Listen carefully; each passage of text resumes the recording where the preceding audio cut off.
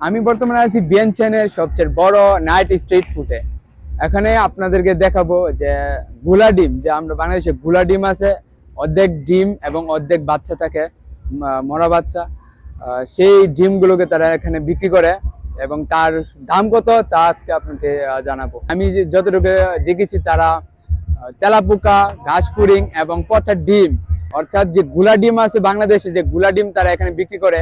আজকে সেই স্ট্রিট ফুডে আপনাদেরকে সবাইকে দেখাবো। So so let's go.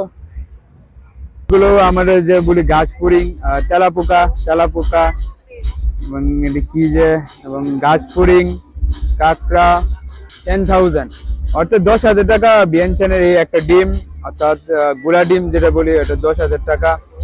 এবং এখানে তেলাপোকা আছে, আপনারা খাইতে পারেন, প্রবলেম নাই।